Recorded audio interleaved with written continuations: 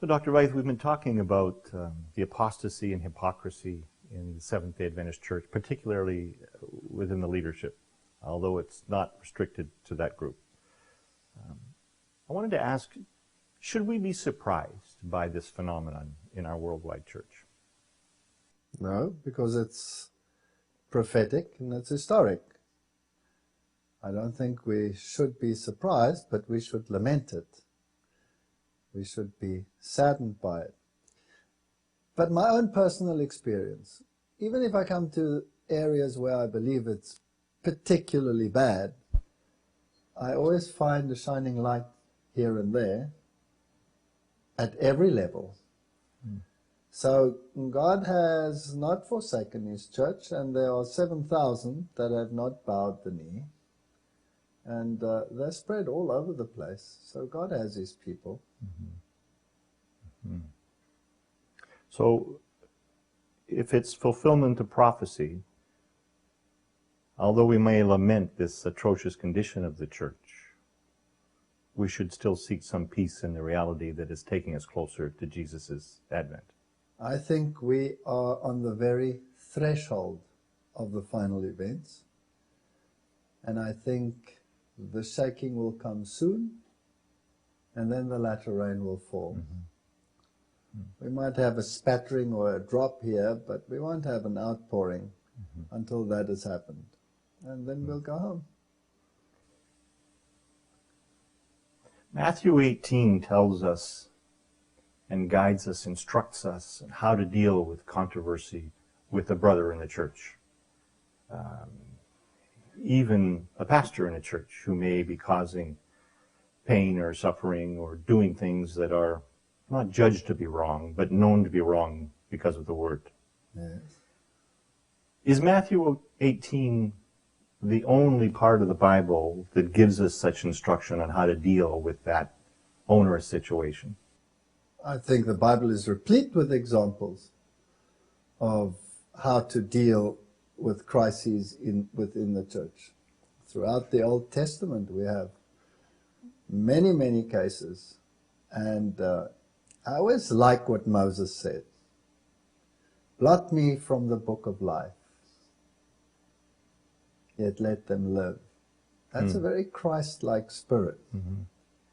And it's not one that comes naturally. And the Bible says he was the most humblest of men. And it's an example to emulate.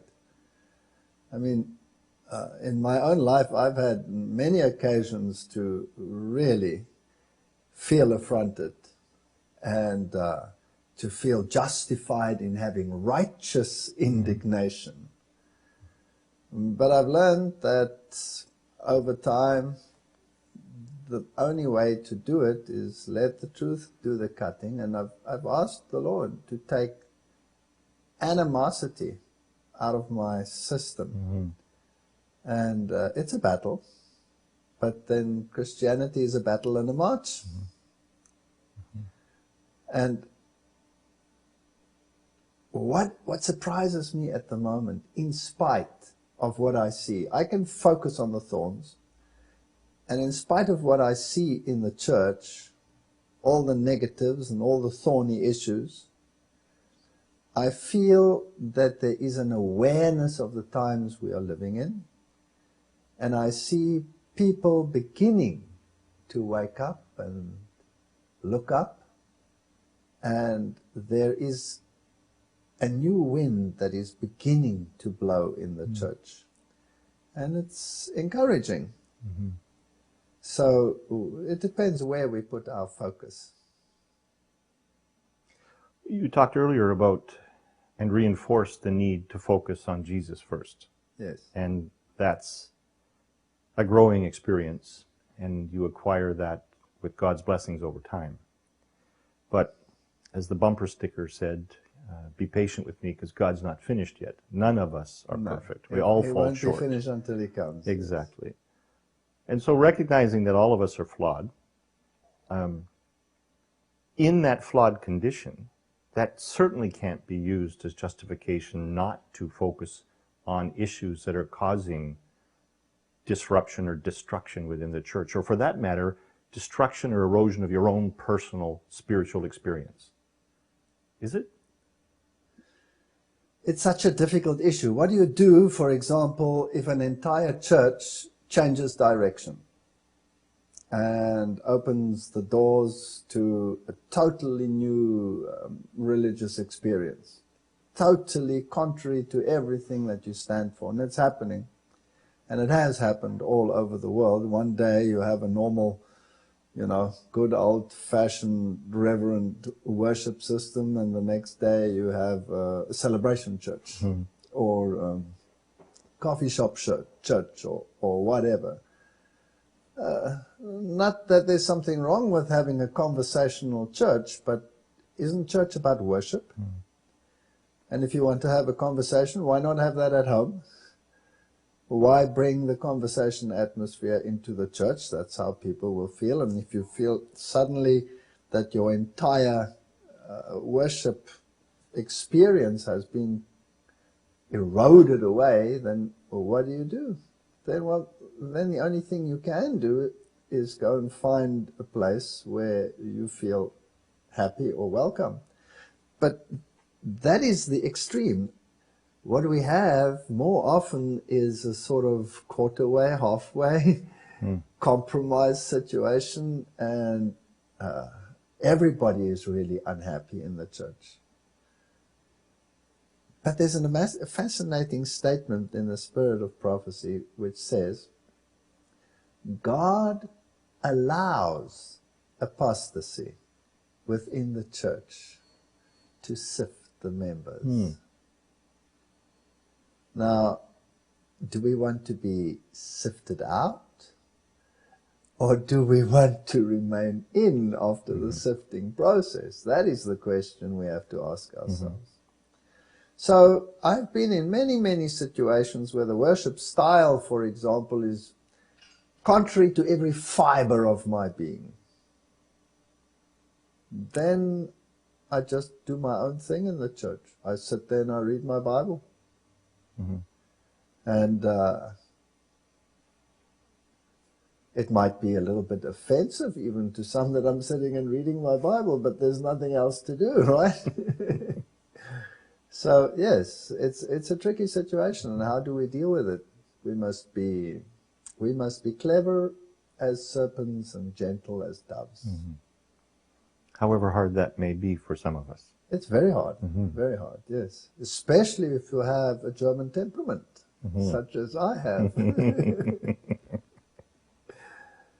Yeah. I think it speaks to the issue of betrayal in my personal experience. What is that personal experience? I haven't been inside a sanctuary service of the Adventist Church for 2 years, by choice. That's very sad. It's very sad. But the alternative would have been sadder, because I went through a 3-year-plus experience of dealing with the kinds of leaders we've been discussing, to the point where an errant pastor was actually transferred from the church as a result of the building pressures and the work that the church board was doing, but was ushered out of the church in a hails of glory and adoration. And there was an unwillingness to acknowledge the truth that this person was dishonest, was breaking the commandments, and was teaching error, and a whole litany of issues. Yeah. In the process of dealing with that as a church member, it became apparent to me that the church was being divided down the middle, with those that saw the truth and those that chose not to or did not see the truth about this man's character or lack thereof. Yes. And I realized something my father had taught me many years ago, probably 50 years ago now, that it takes a man to be in a fight, but it takes a bigger man to walk away. And I decided that rather than being the instrument of a division in the church and be the stumbling block for the spiritual walk of others, that I had to remove myself, my temperament, my character from that turmoil because I'm a fixer. And that's my propensity. Some would call it a curse. Fix things. To fix things that are wrong, that are clearly wrong. Not based on my judgment, but based upon what the Bible says and what the spirit of prophecy says. Now, what about things that can only be fixed by the great architect? Well, ultimately, he's the only fixer. But I truly believed, and to this day believe, from what I've read in the Bible and the spirit of prophecy, that we have to be watchmen at the gate, not in some self-proclaimed sense of righteousness. Heaven forbid. Yeah. We have nothing to feel righteous about. We have to be. But we have to be present in a manner that as agents of God can help protect His church.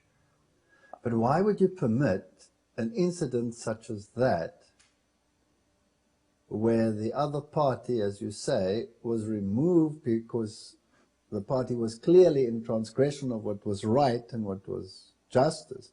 Why would you permit an incident like that to remove you? Good question. First of all, it wasn't one incident. Secondly, it was the manner in which the president of the conference at the time and his executive mismanaged the process by ignoring the truth, ignoring the evidence, and putting a cloak of secrecy, this cone of silence over everything to protect the image of the church and to protect the reputation of the errant pastor, because heaven forbid that either of those should be tarnished. It's okay if the congregation and members of the church are struggling spiritually and falling by the wayside, as long as the reputation of the church and of the pastor aren't compromised. To me, that was the epitome of hypocrisy. And every fiber of my being screamed out against that. But I resisted that at that ultimate point and removed myself because, to your question, I didn't want to be a stumbling block to those in the church that were left behind. Even though the errant pastor had gone, you still had to deal with the executive at the conference level, and you still had this divisive factions within the church.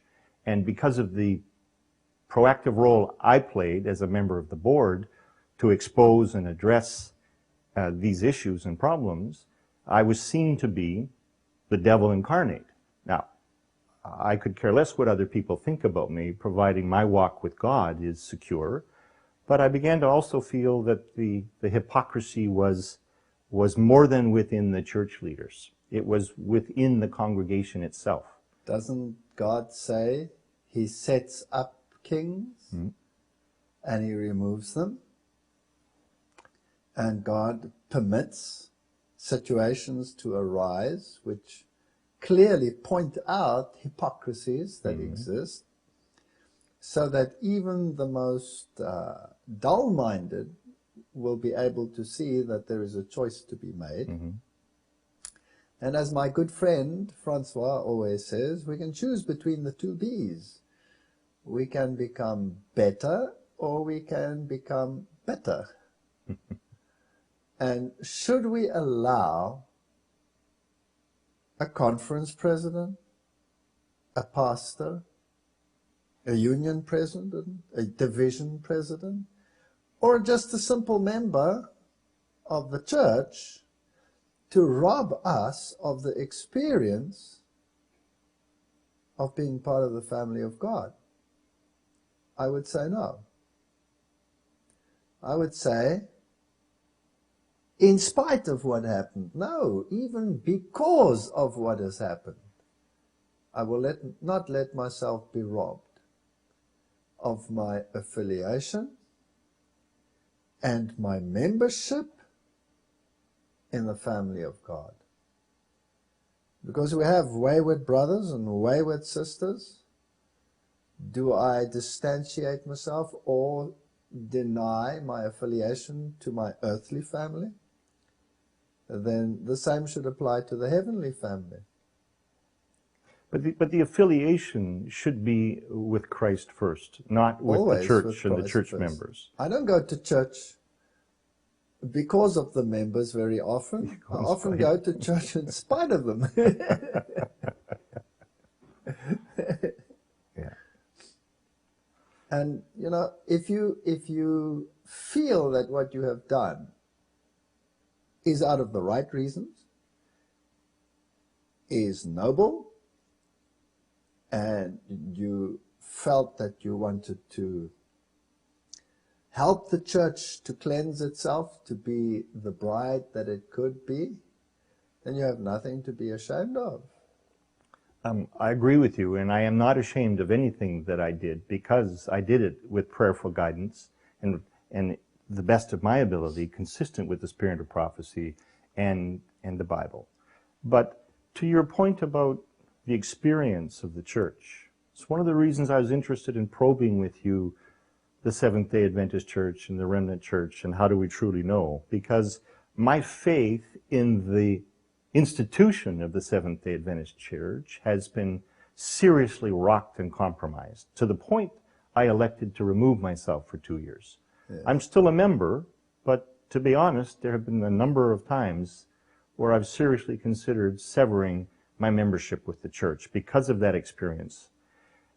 To the point of the experience, I don't go to church, never went to church to be happy. We know about the crucible and the suffering that we all, and the crosses we all have to bear. That's fine, that's understood. But surely in the church experience, if you're in the right place, with the right frame of mind and frame of heart, even if you're unhappy, you should be experiencing joy. And because of the betrayal of my church pastor at the time, elders, the church leaders up to the conference president, betrayal by family members related to family issues, that whole series of betrayal led me to a place where I didn't have joy in my heart. And on a point of hypocrisy, I did not want to sit in a pew and play church with a beautiful smile on my face that was lying about what was inside, which was this whole cold lump without joy. A lack of connection to Jesus, and that's my issue and my problem between Jesus and I. But I could not use the Seventh-day Adventist Church environment or institution, particularly with the divisive factions as a result of the pastoral removal. That was the wrong environment, because every person I would see would either remind me of the betrayal by my spouse, the betrayal by my church leaders, the betrayal by whoever. So remove yourself from the betrayal and try to find a new connection to God that's not hinging upon the Seventh-day Adventist Church institution. That's where my mind took me. Yes. I know what the Proverbs say about leaning on your own understanding, but I could see, and through prayer could see no other solution. So I guess it leads to the question, what do you do in that circumstance? Play the hypocrite and play church with a smile on your face when you're empty inside? Okay, let's look at that. I can relate to what you are saying. I understand your reasons. But spiritually speaking, I believe they're still flawed. Samuel was placed in the most unfavorable circumstances. He grew up with a high priest who was anything but a good example. And the officiating priests were corrupt beyond measure. And they were removed. God said, I will remove them. And they were removed. And Samuel grew in stature with God in spite of the circumstances. The other example I also use is Moses. He was raised in the courts of Egypt. Amidst all the apostasy that was there, and his own people weren't exactly shining lights and doing what was right at that stage either. And yet, God took him eventually through the wilderness experience, and he learned what it was to walk with God. And we can remove ourselves from the unfavorable circumstances, and that's what will lead to a monastic system. I'll do my own thing, I'll sit in my monastery, I'll worship God, and I'll have peace with all men. And God didn't give us a monastic system. God gave us the church. Bless his heart, he gave us the church. What a lesson book. What a character building experience. The same pastor who told me choose between the two bees, I had a guy screaming at him and carrying on, not because of what he'd done wrong, but because of what he'd done right. And he just looked at him and he shook his head. And you know, you just meet people like that sometimes on this planet.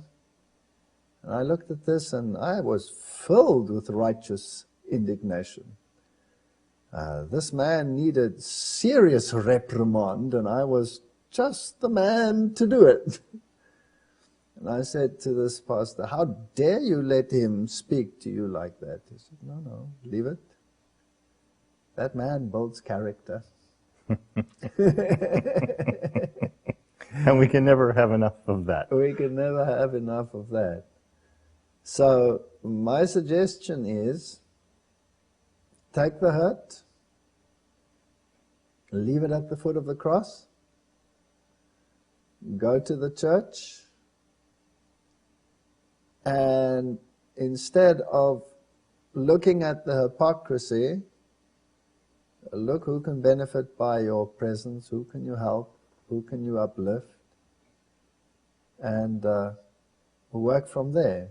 And then watch in the providence of God how he will change circumstances. If we all decided to withdraw, what would remain in the church in the end? There would be nothing left. If you are a man who feels you want to stand for what is right, you do not want to have hypocrisy in the church, you want to have standards that should be emulated or that people couldn't look up to, and everybody of like mind were to withdraw from the church because they cannot find it in there, well, then you'll find it even less. My advice is go back. Get the glue. Go back, get the glue. Yes.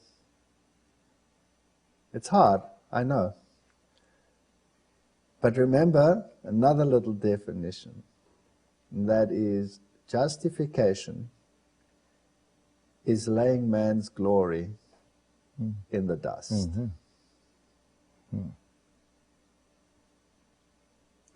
I think wise words, Dr. Veit, and I appreciate you sharing those. It's certainly a struggle, and we all have our crosses to bear, as I said it earlier, but the inherent contradictions in how we're told we should respect our church leaders when they're not worthy of respect. Those types of things are major stumbling blocks, certainly for me. I can't respect the pastor that lies outright. Paul said, "You whitewashed wall." And someone walked up to him and said, "How dare you speak to the high priest like that?" And Paul says, "I apologize.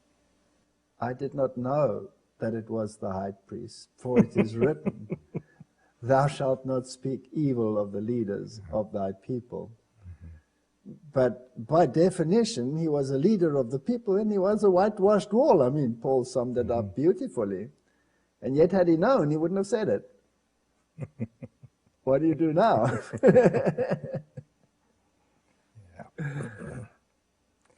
I think that my experience in the church is not unique. The circumstances may have been, but there are a lot of Adventists that are suffering. I've just been in one of the poorest countries of the world and spoken to 7,000 people who have been alienated from the church. Bitter, sad, hurt, because they feel that it was done because of them preaching what the Adventist church stands for. And, you always have to have two sides of a story, of course, and I didn't get two sides of the story in its fullness, but some of the elders of the official churches came to me and said to me, how do we get this message into the official church because we don't have it anymore? Now that's quite eye-opening when you speak to thousands and they're all in that situation. You are a member here, and there's a member there, and there's a member there. I would make an appeal, if I can use this forum of a discussion between you and me, and we didn't plan anything before, this is purely spontaneous. I would make an appeal to the leadership of the Seventh-day Adventist Church to ask itself the question, can we live with the alienation that has taken place within our ranks? Is there anything that we can do to welcome those back who really love the truth and want to stand for it? And I would like to make an appeal on those who have been disenfranchised and have been removed to lay anything that is not absolutely in line with the issues of salvation to one side, pet theories, or whatever it is, lifestyle. These are things which God works with individually. Lay them aside, and let's see how close we can get.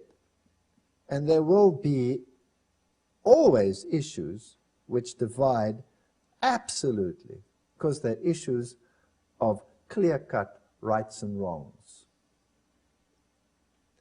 where there is no compromise that is possible. I'm not talking about a compromise. I don't believe in a compromise with error, but I do believe, and I've started to believe, in a compromise in terms of shutting your mouth on issues that are not absolutely essential for salvation. And see if we can fix this church from inside. Well, I would hope and pray that the leaders of the church and those that have been disenfranchised would hear the appeal and would respond to it favorably. That would be nice, wouldn't it? Unfortunately, in terms of my experience, and I hope I'm wrong, but I don't have a lot of faith that the leaders of the church will respond. I look at books like Samuel Corintang Pippin's Must We Be Silent, and the issues that he explores with such incredible insight. And his final admonitions are similar to yours. Stay to the church, respect your leaders, follow the Bible, grow your connection with God. Those truisms are well known by many of us. Yes. But one read of one chapter of that book alone gives you a tip of the iceberg of the fundamental issues within the leadership of our church. I've sat in the committees. And I've sat in high-ranking committees, I mean at the highest level. And I know what is said. But let me give you an encouragement. I've sat in committees where pastors would break out in tears, literally, as a consequence of some of the blatant apostasies that were put forward as commendable. And looking at the groupings that took place and the numbers, I would say that those who believe it is written just as it is written were vastly outnumbered. And yet when it came to a vote, God's truth stood. It's like your mouth starts hanging open and you say, how exactly did that happen? And the only conclusion I can come to is God is still in control of this church. And He's the captain of the helm, and He will see this ship through. And there will be a terrible shudder and a terrible shaking. But God forbid that we throw the Manasseh overboard before he converts. So, no question, God's at the helm and we have every faith. But we're in the bilges, sloshing We're in around the with the bilges, garbage. but remember, it's better inside the ark where it stinks than outside where you drown. I had that situation in Europe with the Reform Adventists. They told me the ark stinks, and I said, yes, but the solution is not the swimming lesson. The solution is a clothes peg. Yeah. Because it's going to remain there. In our last discussion, in our first interview series, we talked about many topics, but I'm reminded of it because I think there's a connection between these topics. The church is not perfect. Its members and leaders are not perfect. That's a given. None of us are perfect. No. But one of the things that drew me to the church late in my life, 10 years ago, as a scientist and a believer in evolution, as you were, Yes. was this refreshing willingness and ability to examine the truth of the Word and to abide by the Word out of love of God. The obedience born from love. Yes. And the willingness to study and explore the spirit of prophecy and the Bible line by line, verse by verse, and the incredible truths that it unveiled. A wondrous intellectual experience for me, and that was how God drew me to the church. Yes. However, in my experience over the last 5 years, on the issue of adultery and divorce, where I was the victim, I had a pastor in one of the churches in the Lower Mainland that actually said that the errant parties should be rebaptized and remarried, even though the manual of the church, the Bible, and the spirit of prophecy, and all of the guidance and direction says that in an unrepentant situation where adultery continues, that is not what God teaches. That is not what should be done. And so trying to reconcile that statement by a pastor with my current situation, and believe me, because of that betrayal in the family, I studied it intensely. I approached the pastor and asked him to explain and help me understand what I was missing, because that's not what I read in these authorities. And without going into the detail, the responses were less than satisfying because A, they were not consistent with what the Bible said, and they were more situational ethics to create an opportunity to get wayward members of the church back into the church, even though they may not be repenting, they may still be committing adultery. That led me to arrange for a session with conference leaders and this pastor so that we could discuss it. And I came with the Bible and Spirit of Prophecy writings and Samuel Bakioki writings on this, and all of this authority highlighted, marked, page numbered, to put before them to have a shared discussion, because there was such a focus on Bruce's interpretation being wrong and their interpretation being right. I thought, I must be missing something. You must be missing something. After 4 hours of discussion, without a willingness to open the first book or look at any of the sections of the manual, Ellen G. White teachings, Bible teachings, any of those authorities. It was all about how do we mediate this conflict so that Bruce's irritation goes away. And my response to them was, I'm not irritated, I'm perplexed, I'm saddened, I'm confused. If I've got it wrong, please show me where, because my understanding of the Bible is different from what you're teaching. Refused to open the books, went away.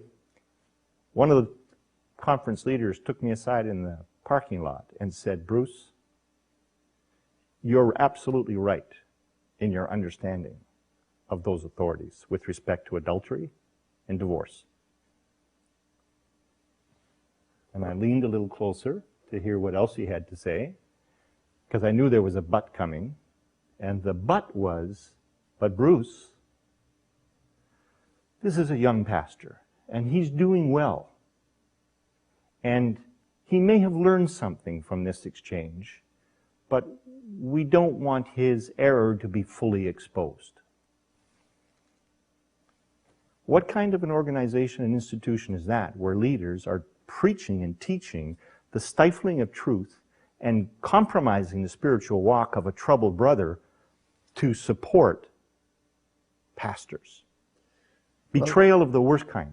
The spirit of prophecy says that if you embrace error, eventually you begin to see it in the same light as everyone else who embraces error. Now, I've only been an Adventist for just under 25 years myself.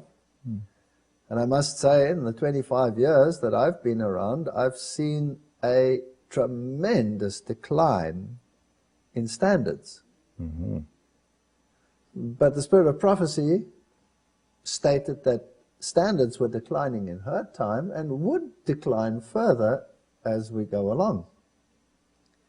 As it was in the days of Noah, so shall it be at the coming of the Son of Man. Standards at every level, in terms of sexuality, sexual preferences, marriage and divorce. Name any one of those issues. Have we not become more and more tolerant because the world has become more and more tolerant? In fact, the world hasn't only become more tolerant, it's leaning over to the other side where it would prefer to legislate the non-tolerant position or the tolerant position, to the detriment of those who are actually in the right. So those who are in the right are the ones who become criminalized, and those who are in the wrong have the legislative halls in their support. Isn't that the world we live in? And a church that gives up standards ends up on that slippery road. That's why people get up and they write books like Must We Be Silent? And that is the spirit of the world that is leavening the churches. Now, it's true, I've sat on divorce committees, marriage and divorce committees, and some of the issues that you deal with there on a daily basis are very complex.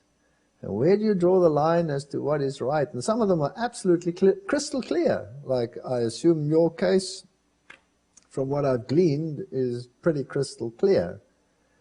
And if it is crystal clear, you would hope to have, the right stand. But this spirit of compromise is everywhere in the world. And it's also in the church. And it's one of the signs of the fast coming, of the events of the end. Because that was the same spirit that leavened ancient Israel just before the destruction of Jerusalem. So yes, if I can apologize on behalf of my church, no, but seriously, because we have the spirit of tolerance and not calling sin by its right name, and not having sin appear exceedingly sinful. Now, there's a very fine line in terms of how you deal with the issues of sin. Here was the woman, she was caught in adultery in the very act. And yet Jesus said, neither do I condemn you. But because he saw a heart, he saw a repentant heart. And he placed her under grace and he sent her back to the law. Go and sin no more. So our attitude must be the attitude of Christ. But sin is exceedingly sinful. And if you cling to sin, then you have no option but to be destroyed with it, because our God is a consuming fire, and he will destroy sin. So if you cling to it, you will be destroyed with it. I always marvel at how the world says, when you are bad, you go to the hot place, and when you are good, you go to the cool place. No, it's the other way around. Satan was walking amidst the fiery stones. I saw, as it were, a sea of glass mingled with fire. The three worthies, friends of Daniel, they were thrown into the fiery furnace, but there was no hurt on them. They were in the fire. The good guys were in the fire, but the fire did nothing to them because they were covered by the righteousness of Christ. So we will one day stand in the fire, and your consolation, if it is a consolation, is that those who do not make sin exceedingly sinful and choose to remain attached to it will have to be consumed with it one day. In terms of the personal experience, it's no consolation to me at all. In terms of the end-time theology and truths, of course it's a consolation, because ultimately sin will be eradicated forever. It'll be eradicated. But there's the struggle, because we are individuals on this earth, in this war zone, and things affect us. Yes. And it's if you're not clinging closely enough to Jesus, then you'll become the collateral damage. And I recognize I'm collateral damage right now. Not dead, but mortally wounded, or so I felt or feel. But choose not to be bitter. Make it a conscious choice. I choose not to be bitter, and I choose to take my package of hurt and put it at the foot of the cross. Agreed. I couldn't agree more. But this isn't about feeling. This isn't about bitterness. I mean, this experience I'm talking about has been happening for 5 years. Is it about justice? And it's not about justice. Nope. Not about justice. It's not about emotion. It's the purely intellectual understanding that this organization that I attached myself to at great cost, but fine, die to self and pursue these truths, all of a sudden seemed to be a bit of a house of cards. So it let you down. Yeah, more than let me down, betrayed me. The leaders betrayed me. The members betrayed me. And that betrayal... You're in good company. I guess I am. I guess I am. You're in good company. Yeah, I'm not alone in that regard. You're right. All left Christ. Yeah. He was betrayed by his own people. He was crucified. And Ellen White says, we will have to draw warmth from the coldness of others, courage from their cowardice, and faithfulness from their treason. Mm-hmm. A powerful statement. Mm-hmm. And if we can learn to do that, then we have learned a lesson in Christ. Good point. I think your comment about taking the betrayal or the anger or the hurt, surely there's emotion involved. We're all human beings. Yes, sure, there's emotion. But you cannot choose to not have an emotional response. You have to acknowledge the emotion you have. You can. And choose what to do with it. That's right, but you have the freedom of choice. On what to do with the emotion, not whether you experience the emotion. No, you cannot negate the experience, but you can make a choice as to how you're going to deal with it. And so coming full circle to the choice that I made, recognizing the influence I was having on those around me in the church, the detrimental effect it was having on my spiritual walk and my heart, although every fiber of my being said, Bruce, get back into that fight and correct this error, because these leaders are leading the flock astray and they are hurting you and others, I chose to walk away. Because my presence was more of a disruption, more a liability than an asset. Yeah. What you were seeing is that this was not going to change them. No matter what stand you took, they had made their decision. So you did what you felt you had to do. You said what you felt you had to say. You did not get the response you wished that you should receive. And they, in your opinion or in reality, did not move one iota from their position of error. Mm-hmm. That's the fact of the matter, and you cannot change it, but you did what you could, and you leave the consequences to God. To go and try and force the change in their attitude is a waste of time. Yeah, no, I realized that years ago. You're right. So scratch it out of your book, turn a new page, and say, I'll leave that to God. Agreed. And I'm there. But there's still the matter of the Adventist church and the institution with all of the apostasy, hypocrisy, and intellectual dishonesty. But if it's not there, you're in the wrong church, brother. I say to people, look for a church that's pathetic, that's lukewarm, that doesn't seem to have righteousness. It needs eye salve, it's spiritually blind. And if you found it, then join it. So take solace in the fact that these trials and tribulations prevail because it's fulfillment of prophecy and Christ is coming soon. Yes, absolutely. Absolutely. There's no other way you could deal with it. If you tried to change it, you'd go insane because you'd be barking against prophecy. And prophecy stands like a rock. You cannot move it. You cannot change it. But God will change it. And He will have a church triumphant. I was told in this experience by some church leaders that, and was asked the question, Bruce, where is your love? Where is your forgiveness?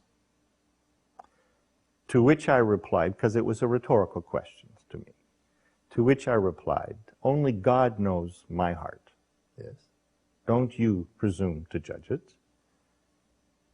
But you cannot smother, stifle, hide, secret away these terrible goings-on within the church and the congregation out of some self-proclaimed, self-righteous message of love, and that to do otherwise is not being loving like Christ was. You may not reduce love to a sickly sentimentalism.